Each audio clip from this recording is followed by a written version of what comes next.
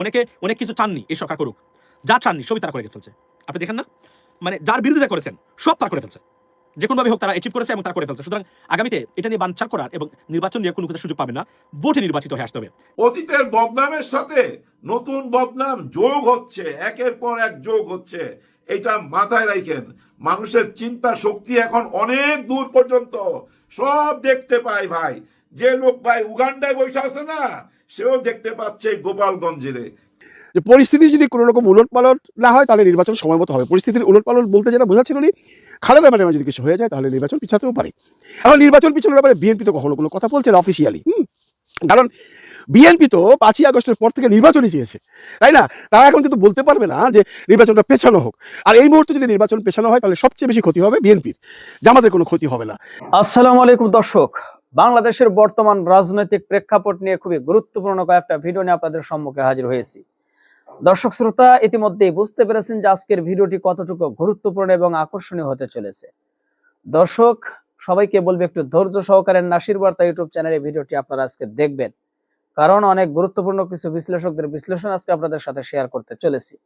একটু ধৈর্য সহকারে দেখলেই বর্তমান বাংলাদেশের রাজনৈতিক প্রেক্ষাপট নিয়ে বিশেষ বিশেষ তথ্য আপনারা জানতে পারবেন। তো চলুন তাহলে আর কথা কেন, একটা লাইক দিয়ে ভিডিওগুলো দেখে আসি। তার আগে বলবো, যারা এখন পর্যন্ত আমাদের এই নাসির বার্তা ইউটিউব চ্যানেলটি সাবস্ক্রাইব করেনি, প্রতিনিয়ত আপডেট গরম গরম খবর পেতে আমাদের চ্যানেলটি সাবস্ক্রাইব করবেন। যারা করেছেন ধন্যবাদ। চলুন একটা লাইক দিয়ে সবগুলো ভিডিওর বিস্তারিত আলোচনাগুলো শুনে আসি। অনেকদিন এনসিপি নিয়ে কথা বলা হয় না, কেন কথা বলি না? দেখতেছি যে কি করে, দেখি। তাদেরকে কিন্তু আমি খুব পছন্দ করি। পছন্দ করার কারণ একটাই, জুলাই গণ অভ্যুত্থান। জুলাই গণ অভ্যুত্থানের সৈনিক তারা। অনেক ভুল ভ্রান্তি আছে, থাকুক, কোনো অসুবিধা নাই। ভুল করতে করতেই তো শিখে, যেখানেই ঠেকবে ওইখানেই শিখবে। ওনারা এখন এককভাবেই নির্বাচন করবে। একক বলতে একদম একা না, ওনারা একটা জোট করছে। ওনাদের সঙ্গে এবি পার্টি আছে। এবি পার্টির মঞ্জুর সাহেবকে আমি পছন্দ করি, কারণ উনি খুব বিজ্ঞ রাজনীতিবিদ, রাজনীতি বুঝে। আপনারা ওনার কথা শুনলেই বুঝতে পারবেন যে উনি ভেবেচিন্তে কথা বলে। আবার এই দলের আরেকজনকে যারা আমরা সবচেয়ে বেশি চিনি, ব্যারিস্টার ফুয়াদ সাহেব, উনি একটু বিপ্লবী মাইন্ডের। হ্যাঁ, একটু বিপ্লবী। ওনার কথাবার্তার স্টাইল একটু অন্যরকম, ড্যাশিং আর কি। ড্যাশিং থাকে না একটা ভাব, ওই ড্যাশিং ভাবটা আছে ওনার মধ্যে। থাকার পিছনে কারণ জুলাই গণ অভ্যুত্থানের সাথে উনি জড়িত। হ্যাঁ, এই জুলাই গণ অভ্যুত্থানে ওনার পরামর্শ লাগছে। উনি কিন্তু ফিল্ডে ছিল, এমন না যে উনি গোপনে ছিল। এই জুলাই গণ অভ্যুত্থানের সাথে উনি অঙ্গাঙ্গিভাবে জড়িত ছিল, এই জন্যই পছন্দ করি। কিন্তু কথাবার্তা যেহেতু ড্যাশিং, এই জন্য আরো বেশি ভালো লাগে। যাই হোক, উনিও নির্বাচন করতেছে। ওনার আসন হচ্ছে বরিশাল ৩ বাবুগঞ্জ। ওইখান থেকে উনি নির্বাচন করবে। কিন্তু কিভাবে নির্বাচন করবে? ওই এলাকায় তো ওনাকে নিষিদ্ধ করে দিছে, ওনাকে এলাকা থেকে বহিষ্কার করছে। ঘটনা কি জানেন? উনি এলাকায় গেছিল, কেন গেছিল? ওইখানে একটা পিছনে কাহিনী আছে। এই কাহিনীটা কি? একটা ব্রিজ তৈরি হয়েছে ওইখানে, আর এই ব্রিজটা নিয়ে অনেকেই কৃতিত্ব নিতে চায়। এর মধ্যে ফুয়াদ সাহেবও একজন, এবং স্থানীয় নেতারাও আছে। ফুয়াদ সাহেব বিভিন্ন টকশোতে বইলা বেড়ায় যে ওই ব্রিজটার পিছনে আমার পরিশ্রম আছে। উনি অনেক পরিশ্রম করছে, মানে সচিবালয় ঘোরাঘুরি করছে ওই টাকা অনুদানের জন্য। ব্রিজটা কমপ্লিট হয়েছে, কিন্তু স্থানীয় যারা রাজনীতিবিদ, এর মধ্যে থেকে ছাত্র দলের এক নেতা উনি আপত্তি জানাইছে। উনি বলছে যে না, ওনার এই দাবি ঠিক না। তারপরে আরো অনেক কথা টথা হয়েছে, সরি বলতে বলছে। উনি সরি বলে নাই, বিপ্লবী মানুষ। চলে গেছে এলাকায়। এলাকায় যাওয়ার পর ওনার উপরে হামলা হয়েছে। হামলা মানে ধাক্কা ধাক্কি, মব জাস্টিস, ভুয়া ভুয়া স্লোগান, এরকম কাণ্ড ঘটা গেছে। যাই হোক, এখন দেখেন প্রশ্ন একটাই, দেখেন যে যার মতো কথা বলবে, কথা বলার স্বাধীনতা সবাই আছে। এটা তো দিয়েই রাখছে বর্তমান সরকার। বর্তমান সরকার এতটা স্বাধীনতা দিছে, দেখেন ওই যে আম তারেক যাকে বলে, মানে তারেক রহমান 2, ও বলছিল না ইনুচ্চা ইনুচ্চা মানে দুনিয়া, এরকম কথা বলছিল না? তারপরেও দেখেন তাকে, অর্থাৎ তার দলকে অনুমোদন দিছে নির্বাচন কমিশন, শোনা যাচ্ছে। তাকে আম মার্কাটা দেয় নাই, দিছে প্রজাপতি, মানে উঠতে যেন পারে। সে উঠতেছে, অলরেডি উড়া শুরু হয়ে গেছে তার। যাই হোক, দেখেন এই সরকার কাউকে তো বাধা দেয় নাই। সরকারের গালি দেওয়ার পরও, ডক্টর মোহাম্মদ ইউনূস স্যারকে নিয়ে গালি দেওয়ার পরও অনুমোদন পাইছে। মানে অর্থাৎ সবাই স্বাধীনতা আছে কথা বলার। তাহলে আপনারা কেন ওই স্বাধীনতা হরণ করবেন? আপনারা যারা ওনার এলাকায় ওনাকে অপমান করলেন, ভুয়া ভুয়া বললেন, মব জাস্টিস করলেন, আপনারা কেন সেই স্বাধীনতাটা কেড়ে নিতে চাচ্ছেন? এতে কি আপনাদের দলের সুনাম হবে? না, একদমই না। এগুলোর কারণেই কিন্তু আরো বদনাম হবে। অতীতের বদনামের সাথে নতুন বদনাম যোগ হচ্ছে, একের পর এক যোগ হচ্ছে। এটা মাথায় রাখেন। মানুষের চিন্তা শক্তি এখন অনেক দূর পর্যন্ত সব দেখতে পায় ভাই। যে লোক ভাই উগান্ডায় বসে আছে না, সেও দেখতে পাচ্ছে গোপালগঞ্জের। কারণ ওই যে এই মোবাইল দিয়া কে কোথায় কি করতেছেন। গোপালগঞ্জের নাম বললাম কেন? হ্যাঁ, গোপালগঞ্জের নাম এই জন্য মুখে আসলো, দেখেন এই গোপালগঞ্জ হচ্ছে বাংলাদেশের ব্যারোমিটার। হ্যাঁ, আগামী নির্বাচনের ব্যারোমিটার। এই গোপালগঞ্জ থেকে যে পাশে আসবে না, সেই দেখবেন সরকার গঠন করবে। এটা লেখা রাখেন আপনারা। আর এই গোপালগঞ্জ থেকে নির্বাচনের সময় কারা ভোট আনতে পারবে, গোপালগঞ্জের ভোট যারা পাবে তারাই আগামী সরকার গঠন করবে। এইটুকু আপনাদের মাথায় দিয়ে রাখলাম। যাই হোক, আগের কথায় আসি। এই ফুয়াদ সাহেবকে যেভাবে অপমান করা হইলো, এই ধরনের অপমান যদি কইরা যান, আপনাদের নিজেদের ক্ষতি হবে। দেখেন, আরেকটা সাবজেক্টে আসি। শিশির মনি সাহেব উনি কেমন মানুষ আপনারা জানেন। যে দলই করেন না কেন, শিশির মনি সাহেব, মির্জা গালিব, ওনাদেরকে কিন্তু পারফেক্ট জেন্টলম্যান বলতে হবে। সত্যি সত্যি ভদ্রলোক, কথাবার্তাতেই বোঝা যায়। যাই হোক, ওনার বিরুদ্ধে একটা মামলা হয়েছে। হ্যাঁ হ্যাঁ, বহুদিন পর ওই গন্ডারের কাহিনীর মতো হয়েছে। গন্ডারে যদি আপনি খোঁচা মারেন না, খোঁচা মাইরা চলে যাবেন, 3 দিন পর আয় দেখবেন এরকম করতেছে। কারণ ওর চামড়া মোটা, তো ওই ভিতরে যায় ফিলিংসটা আস্তে আস্তে, গুতার ফিলিংসটা আস্তে আস্তে 3 দিন লেগে যায়। ঠিক তেমনি হয়েছে। সেই পূজার সময় উনি বলছিল পূজা আর রোজা মুদ্রার এই পিঠ আর ওই পিঠ। ওই মণ্ডপে যায়, পূজা মণ্ডপে যায় বলছিল এই কথাটা কেন বললো? এইটা নাকি ইসলামের অবমাননা হয়েছে, ইসলামকে ছোট করা হয়েছে। পূজা আর রোজা, পয়সার এই পিঠ আর ওই পিঠ, এই কথাটা বলা ঠিক হয় নাই, যার কারণে মামলা করা হয়েছে। মানে উনি ধর্মকে ছোট করছে, ইসলাম ধর্মকে ছোট করছে। এখন এই যে মামলাটা করলেন, কি বললেন যে রোজার সঙ্গে কেন পূজাকে তুলনা করলো, ইসলাম ধর্ম শেষ কইরা দিল। এইটাই তো আপনাদের আপত্তি। দেখেন ভাই ব্রাদার, উনি যেটা বুঝাইতে চাইছে এটা আপনারাও জানেন।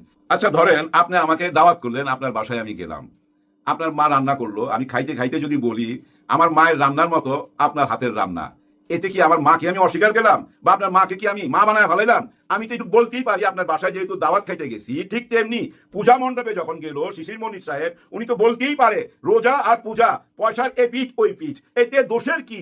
এই যে পূজার কথা বললো শিশির মনির সাহেব এবং পূজার সাথে রোজার তুলনা করছে, এটা উনি কি বুঝাইতে চাইছে? এইটুকুই বুঝাইতে চাইছে রোজা রাখলে মন পবিত্র হয়, এটা একটা পবিত্র কাজ, তাই না? ধর্মীয় কাজ, আমরা রোজা রাখি। ঠিক তেমনি আপনারা যে পূজা করেন, মানে সনাতনী ভাই বোনদেরকে বলছি, আপনারা যে পূজা করেন এবং উপবাস থাকেন, সেটাও তো ভাই মন পবিত্রের জন্য, এবং সেটা আপনাদের পবিত্র কাজ, ধর্মীয় কাজ। এই কথাটাই উনি বুঝাইতে চাইছে। এইটা নিয়ে মামলা করতে হবে। এই যে মামলাটা করলেন, এতে কি বোঝা গেল জানেন? কাদেরকে ছোট করলেন, কাদের মনে কষ্ট দিলেন? ওই যে সনাতন ভাই বোনদের মনে কষ্ট দিলেন। তো ওরা কি ভাববে, হায় হায় শিশির মনির সাহেব আমাদের ধর্মটাকে ভালো বলাতে এখন ওনার নামে কেস করে দিল, মামলা করে দিল। এই বয়ানটাই তো এখন চলে গেল সবাই কানে কানে। তার মানে কি হিন্দুদেরকে ভালো বলা যাবে না, তাদের ধর্মটাকে ভালো বলা যাবে না, এই মেসেজটাই তো চলে গেল। ওনাদের ভোট লাগবে না আপনাদের, মামলা করলেই হবে। বুঝা শুনে মামলা করেন, কোন মামলার কি ফলাফল আসবে এটা তো আমরা জানি। মহামান্য আদালত যখন এটা রায় দিবে, তখন কি শিশির মনির সাহেবকে জেলে ঢুকাই দিবে? তাহলে তো ভাই হিন্দু ধর্মকে ছোট করা হয়। হিন্দু ধর্মকে উনি বড় করছে, মহান করতে চাইছে, এবং নিজের ধর্মের সাথে তুলনা করছে যে আপনাদের ধর্ম যেমন পবিত্র, আমাদের ধর্ম তেমন পবিত্র। এই কথাটাই তো বুঝাইতে চাইছে। মহামান্য আদালত যখন বিচারের রায় দিবে, এটা ওনার মাথায় থাকবে না? কি মামলা করলেন, যে মামলা কইরা নিজেদেরই ভোট নষ্ট হবে, সেই মামলা করলেন। আর এই মামলার এফেক্ট ওই যে ভারতও যায় পড়বে।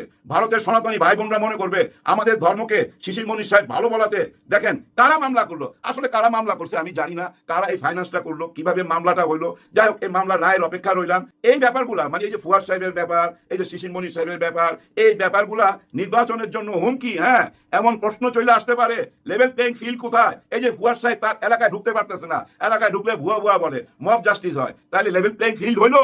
এইটাকে সামনে আইনা যদি নির্বাচন পিছায় দেয়, এমনও তো করতে পারে শুধু হ্যাঁ না ভোটটা দিয়া অরিজিনাল নির্বাচনটা পিছাই দিল, তখন কোন দিকে যাইবেন বলেন? আপনারাই তো ভাই ফিল্ডটা নষ্ট করতেছেন। যাই হোক, এবার আসি আমি অন্য একটা সাবজেক্টে, যেটা আমার আসল কথা। দেখেন, আমরা সব সময় বলি ভালো মানুষ কেন রাজনীতিতে আসে না।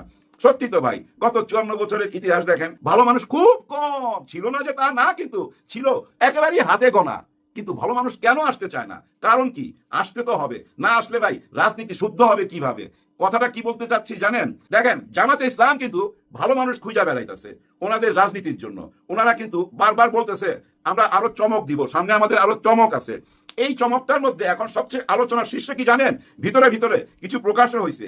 ঢাকার 3 আসন, ঢাকার 3 আসনে বিএনপির হেভি ওয়েট একজন ক্যান্ডিডেট আছে। উনি কিন্তু অনেক বিজ্ঞ রাজনীতিবিদ, অনেক পুরনো রাজনীতিবিদ। ওনার নাম দাদা গায়েশ্বর রায়। এই গায়েশ্বর রায়ের সঙ্গে কাকে দেওয়া হবে, এটা নিয়ে কিন্তু একটা জল্পনা কল্পনার অবসান হয়েছে। শেষ পর্যন্ত জামাত থেকে একজনকে বাইছা বাই করলো যে এই ঢাকার 3 আসনে ওনাকে আমরা দিব। সে কে? পিনাকি ভট্টাচার্য। দাদা পিনাকি ভট্টাচার্যকে ঢাকার 3 আসনে আনতে চায়। উনি কি আসবে? এমনকি আপনাদের মনে হয়? হ্যাঁ, আসতে পারে। ডাক্তার শফিকুর রহমান স্যার যদি সরাসরি পিনাকি দারে ফোন করে, ওনারা যদি দুইজনে কথা বলে, তাহলে ভাই আমার যতটুকু মনে হয় পিনাকি ভট্টাচার্য না বলবে না। কেন না বলবে? দেখেন উনি নিজেই তো বলে রাজনীতিতে ভালো মানুষের দরকার, রাজনীতিতে ভালো মানুষ উনি নিজেই তো খুঁজে বাই করে। এখন জামাত ইসলাম যদি মনে করে ওনাদের জন্য উনি একজন ভালো মানুষ, ওনাকে যদি চায়, উনি কেন আসবে না? আপনারাই বলেন, আসা উচিত না? নিশ্চয়ই আসা উচিত। আমি বলি নাই অবশেষে নির্বাচন হচ্ছে এবং নির্বাচনের তফসিল ঘোষণা হচ্ছে 2 থেকে 3 দিনের ভিতরেই আনুষ্ঠানিকভাবে বাই দ্য নির্বাচন election commission. Ladies and gentleman, so সব জল্পনা কল্পনা অবসান শেষ হয়ে নির্বাচন বাংলাদেশে হচ্ছে একটা স্থিতিশীলতার জন্য, মানে চূড়ান্তভাবে এই নির্বাচনটা বাংলাদেশের মানুষের জন্য, বাংলাদেশের অস্তিত্ব রক্ষার জন্য এই নির্বাচন খুবই গুরুত্বপূর্ণ। এই নির্বাচনে ভোট দিতে গিয়ে কোনো ভুল করলে আপনার সন্তানরা সারা জীবন কিন্তু পস্তাবে এবং আফসোস করবে এবং তাদের ভবিষ্যৎ মানে বিপদগ্রস্ত হবে। এটা আমি আপনাদেরকে নিশ্চিত বলতে পারি। এই নির্বাচন হবে বাংলাদেশি বেস এবং রিফর্মস করার জন্য এই নির্বাচন যদি সত্যিকার অর্থে আপনি খালি 71 আর 72 নিয়ে পড়ে থাকেন আর এর ভিত্তিতে আপনি ভোট দেন, তাহলে আপনি আপনার সন্তান বা ভবিষ্যৎ প্রজন্মকে খাদে ফেলে দিয়ে যাচ্ছেন। মাথায় রাখবেন এটা। কারণ কি? কারণ 54 বছর স্বাধীনতা আমরা পার করেছি। এখন আর এগুলো নিয়ে ডিসপিউট থাকার কোনো কথাই না। আর ইতিহাস এমন একটা মানে সেটেলড ইস্যু যে এটাকে আপনি পরিবর্তন করতেই পারবেন না কখনোই। সুতরাং we got to live bearing this kind of experience, ladies and gentleman. এবং এই ইলেকশন বাংলাদেশের ইতিহাসের জন্য সবচেয়ে গুরুত্বপূর্ণ ইলেকশন হবে, যে ইলেকশনটা নির্ধারণ করবে আগামী 50 বছরে বাংলাদেশ কেমন বাংলাদেশ চাই। এটা হবে মানে আগামী 50 বছর কিভাবে চলবে এই নির্বাচনের রিজল্টের উপরে নির্ভর করবে বাংলাদেশটাকে আপনি যেভাবে দেখতে চান এইভাবে। So be careful and be prepared for that, ladies and gentleman. প্রবাসীদের মোবাইলের ট্যাক্স নিয়ে কিছু বলেন। মূল ইস্যু থেকে আমরা সরে যাবো এই কারণে, যদিও এটা ভেরি ইম্পর্টেন্ট একটা আপনি মানে একটা কমেন্ট করেছেন এখানে, বিউটি 6838 আপনি করেছেন। আমি মনে করি যে 2টা মোবাইল, একটা কম্পিউটার, ল্যাপটপ বা প্রবাসীরা should be allowed to bring in, because যে অবদান প্রবাসীদের বা যে অবস্থা আছে প্রবাসীদেরকে 2টা আমি আপনাদের প্রবাসীদেরকে একটু বলে দিতে চাই, সরকারের এই আইন আপনারা মাইনেন না, বুঝছেন? দিন না। খালি বড় ধরনের ফৌজদারি অপরাধ করবেন না, তবে এয়ারপোর্টে গিয়ে দিন না, বেরিয়ে চলে আসবেন। কিছু মানে হাঙ্গামা লাগবে। এবং এটা কে করেছে এই প্রপোজটা? এই খুঁজছি আমি, তাই আমরা খুঁজতেছি। মানে এই বিবেকহীন স্টুপিড প্রপোজালটা কে দিয়েছে প্রবাসীদের জন্য, আমরা তারা খুঁজতেছি। নাম বললে বলবেন। আমি আসিফ নজরুল এই কাজটা করতে পারেন না, উনি এটা করতে পারেন না। বাংলাদেশের মানে যারা এই কাজটা করেছেন এরা নিশ্চয়ই বাংলাদেশের মোবাইল মার্কেট, ইলেকট্রনিক্স মার্কেটের সাথে যোগাযোগ আছে, আর নাহলে এই কাজ কখনোই করতেন না তারা। যদিও এখানে এটার অপব্যবহার হচ্ছে undoubtedly, right? Like, subscribe, thank you so much. So ladies and gentleman, নির্বাচন হচ্ছে এবং এই নির্বাচনের সাথে সাথে কয়েকটা জিনিস ঘটবে বাংলাদেশের স্থিতিশীলতার জন্য। ডেফিনেটলি এই নির্বাচনটা দরকার, যেহেতু এখন সময় মানে শেষের পথে। এখানে একটা মারাত্মক ধরনের ঘটনা ঘটবে কিন্তু আগামীতে, যেটা হলো সবচেয়ে খারাপ। যদি সুষ্ঠুভাবে নির্বাচন হয় এবং একটা সরকার গঠন হয়, সবচেয়ে খারাপ যে জিনিসটা মানে যারা সবচেয়ে বেশি ক্ষতিগ্রস্ত হবে এরা কিন্তু হচ্ছে আওয়ামী লীগ। মাথায় রাখবেন, এই যে নির্বাচন হবে, এই নির্বাচনের জামায়াত ইসলামী ক্ষমতায় গেলে জাতীয় সরকার গঠন করবে, এটা মোটামুটি নিশ্চিত। বিএনপি গেলেও বিএনপিতে অনেক প্রগ্রেসিভ মানে ওই যে ধর্মবিরোধী যারা আছেন তারাও থাকবেন, মানে অনেকেই থাকবেন, মানে অর্থাৎ তখন এনসিপি যদি যায়, জামাত ইসলামের বাইরে যদি যারা আছে আমাদের সাথে, তারা যদি যায়, দেশ শান্তি। জামাত ইসলামের বিরুদ্ধে গেলেও তাদের কাছ থেকে দেশে অস্থিতিশীলতা সৃষ্টির জন্য কোনো কিছু আসবে না। অর্থাৎ এই নির্বাচনের পরে সবচেয়ে খারাপ সংবাদ বা খারাপ মানে সময় যাদের আসবে তারা হচ্ছে আওয়ামী লীগ। এবং এই যে প্রতিদিন তারা হুমকি দামকি দেয়, একটু আগে বলে আসছি যে ধরে ফেলবো, খেয়ে ফেলবো, ছিঁড়ে ফেলবো, মেরে ফেলবো, শেষ করে ফেলবো, লিস্ট করতেছি, ভিডিও করেছে, এগুলো না করে আমি আওয়ামী লীগের যারা আছেন তাদের উদ্দেশ্যে আমি বলি, যেহেতু আওয়ামী লীগ নিষিদ্ধের বিপক্ষে ছিলাম আমি, মানে লিস্ট করেন কি কি করলে আওয়ামী লীগ আবার রাজনীতিতে ফিরতে পারে। Thank you so much FTD. মানে কি করলে আওয়ামী লীগ রাজনীতিতে ফিরতে পারে? এই যে দৌড় মার সারা এই করেছে, তার বাড়িতে রেকর্ড করেছে, তার এইগুলো করেছে, এগুলো না করে এগুলা করলে হয়তো আওয়ামী লীগের ফেরার সম্ভাবনা আছে। সন্ত্রাস দিয়ে আওয়ামী লীগ ফিরতে পারবে না, কিছুটা নুইসেন্স তৈরি করতে পারবে। আর নির্বাচনের পরে আমার ধারণা সবাই ঐক্যবদ্ধ হবে, সেখানে আপনাদের জন্য আরো খারাপ সময় অপেক্ষা করতেছে। এখন দেখেন না, অনেকেই যারা আছেন মানে তুষামুদি তেল মারা চলছে আওয়ামী লীগের মানুষ যারা আছে। প্রশ্ন হলো, আওয়ামী লীগের এরা তো ভোটার, এরা সবাই তো খারাপ কাজ করে নাই, নিশ্চয়ই এদের কাছে ভোট চাইতে হবে, ভোট পাইতে হবে। এটা মেকানিজম নিশ্চয়ই দলগুলো করবেন, তারা করুন এটা। আচ্ছা, সালাম ভাই, ওয়ালাইকুম আসসালাম from UK. So ladies and gentleman, আজকে আমি কয়েকটা জিনিস বলি, সেটা হচ্ছে যে যারা যোগ দিলেন তাদের উদ্দেশ্য ছিল যে আমি সবাই বলছিলেন নির্বাচন হবে না, because they were very sceptical about that about the election. আমি বলছিলাম যে ইলেকশন হবে এবং সেটা প্রমাণ হলো ইলেকশন বাংলাদেশে হচ্ছে ফেব্রুয়ারিতে। কেউ ফেরাতে পারবে না, কোনো ষড়যন্ত্র, কোনো বইভীতি কেউ ফেরাতে পারবে না। ইলেকশন বাংলাদেশে হচ্ছে। ইলেকশনের পরে আমরা নিশ্চয়ই একটা কসমোপলিটন বা এক্সোটিক গভর্নমেন্ট দেখতে পাবো, যে এক্সোটিক গভর্নমেন্টটা হবে এই বাংলাদেশের স্থিতিশীলতার জন্য এবং আইনের শাসন প্রতিষ্ঠার জন্য অন্যতম কার্যকরী। আচ্ছা, ফুয়াদের উপর আক্রমণ, ফুয়াদ ভাইয়ের উপরে প্রথমেই বলি, ফুয়াদ ভাইয়ের উপরে আজকের যে আক্রমণ হয়েছে সেই আক্রমণের তীব্র প্রতিবাদ জানাচ্ছি। এবং এটাতে বলছেন বিএনপি কে জড়িত।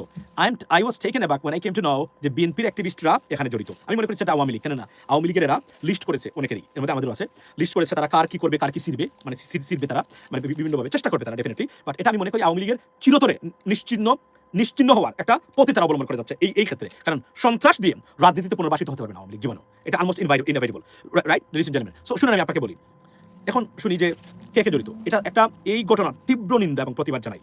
আর যদি বিএনপির কেউ এখানে জড়িত থাকে তাহলে মনে রাখবেন বিএনপির জন্য বিপদ ডেকে আনছেন আপনারা। যদি বিএনপির কেউ এই কাজ করে থাকেন, বিএনপির জন্য বিএনপির সম্ভাবনাকে নষ্ট করার অংশ এটা আমি মনে করি। কেন জানেন? কারণ মনে রাখবেন আপনি, ভোটার কিন্তু সাধারণ জনগণ। ভোটার কিন্তু আওয়ামী লীগের ৭১ নিয়ে মানে ব্যবসা করা মানুষ যারা এরা না।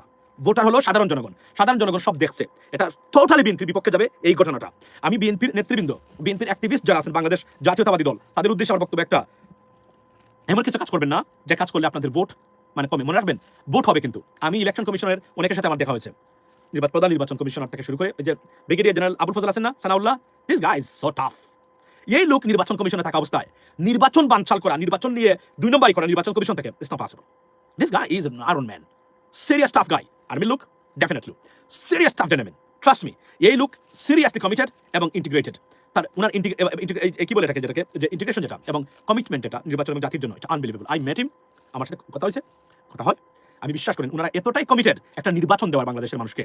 Unbelievable guys, don't try to sabotage this election, you can not do that. এবং আবার বলি, সুতরাং ভোট হবে এবং নিরপেক্ষ ভোট হবে। এই ভোটে মানুষ যাকে ভোট দিবে উনি আগামীতে ক্ষমতায় যাবেন। So be careful. কেন্দ্র দখল হলে সাথে সাথে ওই মানে কেন্দ্রের নির্বাচন বন্ধ হবে, বুঝবেন আপনি। সেকেন্ড থিং হলো, ওই আসনে যদি মানে নির্দিষ্ট পরিমাণ মানে আপনার ভোট সেন্টার যদি কোনো কারণে আক্রান্ত হয়, ওই আসনের নির্বাচন বন্ধ হয়ে যাবে। আপনি কল্পনা করেন। এবং এটা তারা বাস্তবায়ন করবেন, কারণ তারা এটা চাচ্ছে বাস্তবায়ন করবেন এবং এরা ভেরি কমিটেড এবং টাফ। এই যে আমরা দেখি না, অনেক প্রতিবাদ করতেছি, অনেক কিছু চাননি এই সরকার করুক, যা চাননি সবই তারা করে ফেলছে। আপনি দেখেন না, মানে যার বিরোধিতা করেছেন সব তারা করে ফেলছে, যে কোনোভাবে হোক তারা অ্যাচিভ করেছে এবং তারা করে ফেলছে। সুতরাং আগামীতে এটা নিয়ে বানচাল করার এবং নির্বাচন নিয়ে কোনো সুযোগ পাবে না, ভোটে নির্বাচিত হয়ে আসতে হবে। এটা ঢাকা ৭ আসলে নিয়ে কিছু বলেন, ৭-৯-৮ হবে সম্ভবত।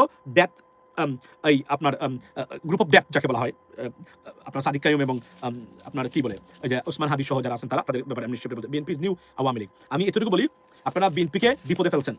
বিএনপির মানুষ দরকার যে মানুষের চেহারা এবং কথাবার্তা সাপোর্ট শুনে মানুষ ভোট দিবে। আমরা এমন কিছু মানুষ দেখি অনলাইনে যারা বিএনপির স্লোগান দিচ্ছেন, এরা বিএনপির ভোট কমাচ্ছেন, ভোট বাড়াচ্ছেন না। সারাদিন এরা ৭১ নিয়ে এটা তুলে আনছেন এবং আরেকজন দেখলাম ৭১ ক্লিপ নিয়ে আসছেন, এসে প্রমাণ করে যাচ্ছেন যে ৭১ এরা রাজনীতিতে শিশু, that child to the political affairs. Child আপনাদের কাছে অনেক বড় মনে হতে পারে, মানে আমি আবার বলছি, জেনে শুনে বুঝে অ্যাসেস করে বলছি, that child to the political affairs, they have no idea. এবং এরা মানে এরা দেশপ্রেমের ছোট অভাব এদের ভিতরে, এটা মাথায় রাখবেন। এবং এরা প্রোগ্রেসিভ না, পলিসি কাকে বলে, রিফর্মস কাকে বলে, এদের নাম আমরা শুনি নাই। মানে এখন তারা মনে করে তারা খুবই বুঝদার এবং আন্তর্জাতিক মানের এবং পৃথিবী বিখ্যাত, তারা দে নট। সবই ফুয়া, মানে মানে মানে ওই যে বললাম না, মানে বুয়া এবং ফক্কিবাজ। এটাই হলো বাস্তবতা, লেডিস এন্ড জেন্টলম্যান। সো আমি আপনাদেরকে বলছি, ভাই mango Tarek had so much potential. দেখুন, তারেক একজন বিপ্লবী মানুষ, কিন্তু তারেক রাজনীতি বুঝতে অক্ষম, এটা তার সবচেয়ে বড় সমস্যা। এবং সে কনসিস্টেন্স না তারেক, বুঝছেন। সে ডেফিনেটলি তাকে নিয়ে রাস্তাতে আন্দোলন করার মতো মানুষ, ডেফিনেটলি। বাট দেখুন, রাজনীতি একটা গভীর বিষয়, it's a deep, very deep একটা সাবজেক্ট।